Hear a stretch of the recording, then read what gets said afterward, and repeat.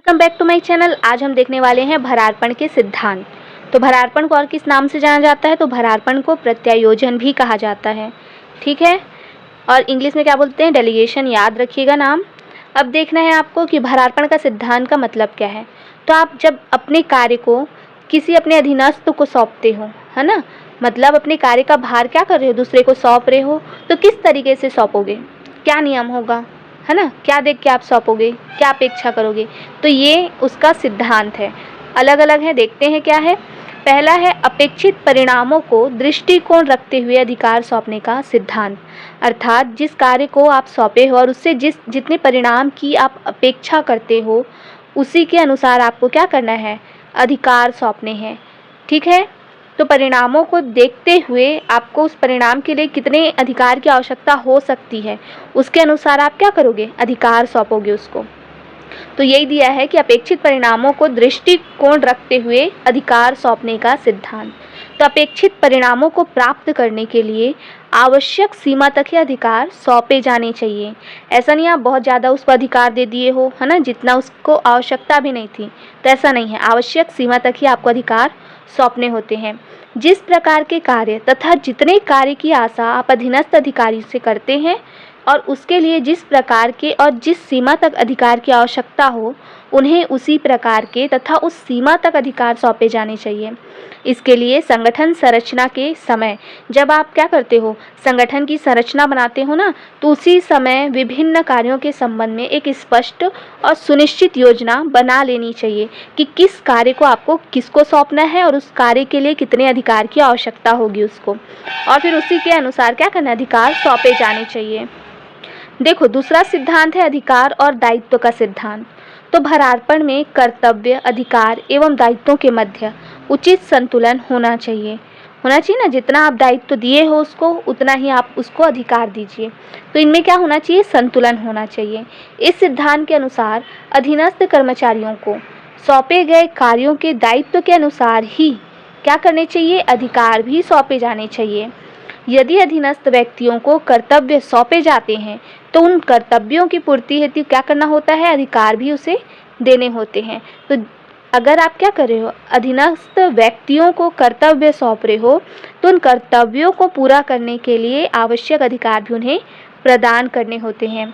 और यदि अधीनस्थों को अधिकार प्रदान किए जाते हैं तो उनके ऊपर उसका उचित रूप से उपयोग करने का दायित्व भी होता है, ठीक है।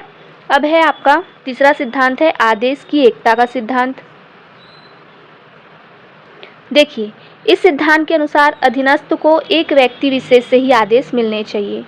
आप अगर मैं कार्य सौंप रही हूँ किसी को, है ना, तो आदेश देने का अधिकार भी मेरे पास होना चाहिए। ऐसा नहीं मैं अगर सामने वाले को कोई कार्य सौंप रही हूँ तो आदेश कोई और दे रहा है, कार्य कोई और करा रहा है, ऐसा नहीं होना चाहिए।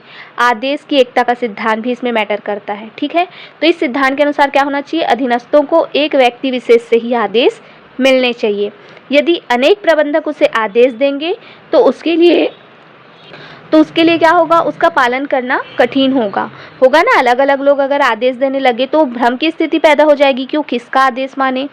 तो आदेश की एकता का सिद्धांत भी इसमें महत्वपूर्ण है, ठीक है। अब देखिए, चौथा सिद्धांत है पूर्ण उत्तरदायित्व का सिद्धांत। इस सिद्धांत के अनुसार क्या होता है, इस सिद्धांत के अनुसार अधीनस्थों को अपने अधिकारियों के प्रति पूर्ण उत्तरदायित्व होता है। मतलब जिस अधीनस्थ को हम कार्य सौंपे हैं और अधिकार दिए हैं ना, उनका ये उत्तरदायित्व है कि उस कार्य को किस तरीके से वो कर रहा है, उसका वो क्या करे, जवाब दे, है ना। अगर कोई गलती हो रही है तो क्या होगा, उत्तरदायित्व होगा ना उसके लिए।